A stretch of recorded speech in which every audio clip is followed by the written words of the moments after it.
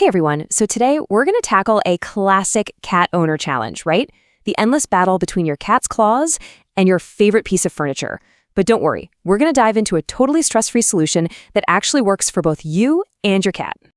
So does this look maybe a little too familiar? You know, the new threads pulled on your sofa, those tiny little claw marks climbing up the curtains. It's a tale as old as time for cat owners. But what if I told you your cat isn't trying to be naughty, that they have absolutely zero vendetta against your home decor? And this quote right here from feline behavior specialist Lucia Fernandez, it really nails it. Scratching isn't defiance, it's communication. Your cat is literally trying to tell you something to express a really deep, natural need. So our goal isn't just to make them stop, it's to actually understand what they're saying and then give them a better way to say it. Okay, so let's start by totally reframing the problem. This isn't about a bad cat with a bad habit. No, this is about a perfectly normal cat with a natural instinct that has to have an outlet. And once we really get the why behind the scratching, the how to stop it becomes so much easier. All right, let's just get this out in the open right away. Scratching is 100% normal, natural, and actually necessary for a cat.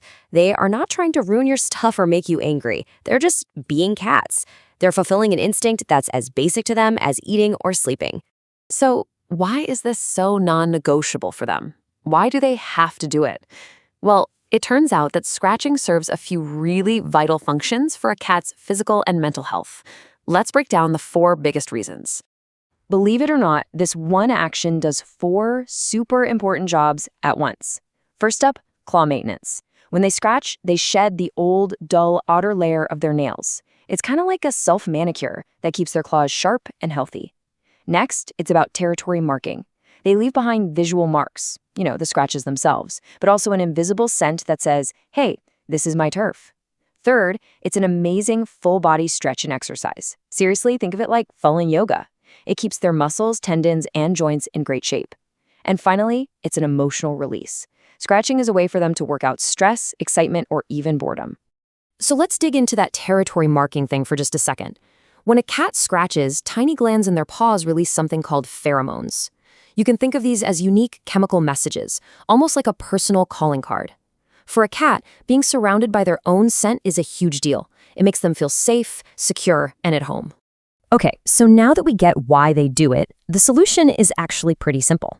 Since we know they have this biological need to scratch, the goal isn't to stop them. That would be impossible and unfair. The goal is to redirect them. We just need to give them better, more appealing options than our couch. Now, to give them a better option, you've got to put on your detective hat for a minute. Just watch your cat. Are they a vertical scratcher, the kind that stretches way up high on the arm of the sofa or a door frame? Or are they a horizontal scratcher who prefers to dig into the carpet or the rug on the floor? Figuring out their personal style is the key because it tells you exactly what kind of scratching post they're gonna love. So what makes a scratching post truly irresistible to a cat? Well, number 1, it has to be sturdy. It absolutely cannot wobble or tip over. That'll just scare them off. Second, it needs to be tall enough so they can get that full, satisfying body stretch. Third, texture is key. Sisal fabric is usually the gold standard, but a lot of cats also love sturdy cardboard, wood, or dense felt. And finally, location. You want to put it in a spot they already hang out in, or even better, right next to the furniture they're already scratching. Oh, and one thing to avoid, looped carpet on a post, their claws can get snagged, and that's just frustrating for them. And get this isn't just wishful thinking, the proof is right here. Over 80% of cat owners see a major drop in unwanted scratching just by providing a few good scratching posts in the right spots. This stuff really works. Okay, so you bought the perfect post, now what? How do you get your cat to actually use it? Step 1 is strategic placement. Seriously, put it right next to the couch or the chair they're currently obsessed with. Step 2, make it attractive. Sprinkle a little catnip on it or drag their favorite feather wand across it to get them interested. Step 3, reward good behavior. Anytime you see them use the post, give them some praise, a tasty treat, or a good chin scratch. And step 4, make the furniture less appealing. Just for a little while, you can cover up their old favorite spots with a blanket or some double-sided sticky tape to make them less fun to scratch. All right, we're almost at the finish line. To wrap this all up, let's go over a few super simple but really critical do's and don'ts. These are the keys to making this whole process peaceful and stress-free for everybody. This right here is the biggest, most important don't of all. Please never, ever punish your cat for scratching. Yelling at them, using a spray bottle, none of it works. It doesn't teach them what you want them to do, it just teaches them to be scared of you. It breaks that bond of trust and can actually make stress-related behaviors like scratching even worse. So, what's something you should do? One of the best management tools in your arsenal is just a regular nail trim. Now, this won't stop their instinct to scratch, but keeping those claws a little less sharp will seriously minimize any potential damage. Think of it as harm reduction for your furniture. And I know trimming nails can feel like a wrestling match, but it really doesn't have to be. The trick is to make it a positive experience. First, just get them used to gently handling their paws and give them a really good treat for it.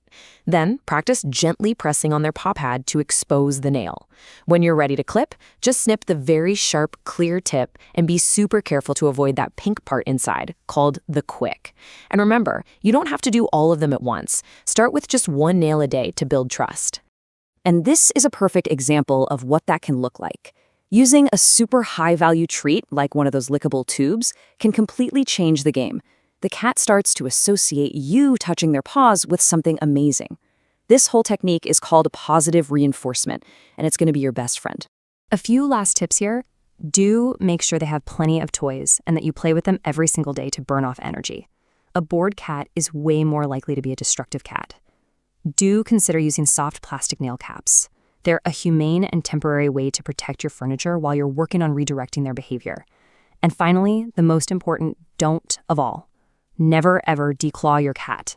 It's not a nail trim. It is a surgical amputation of the last bone in each of their toes, and it can lead to a lifetime of pain and even worse behavior problems.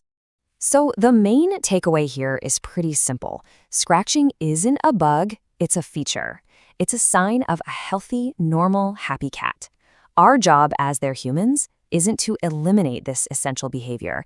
It's to understand it, respect it, and guide it toward an outlet that keeps everyone in the house happy. So now I want to hear from you. We all have that one spot in the house, right? The corner of the couch, the leg of the coffee table. What's the one piece of furniture that your cat has claimed as their personal scratching masterpiece? Drop your stories in the comments below. Thanks for tuning in.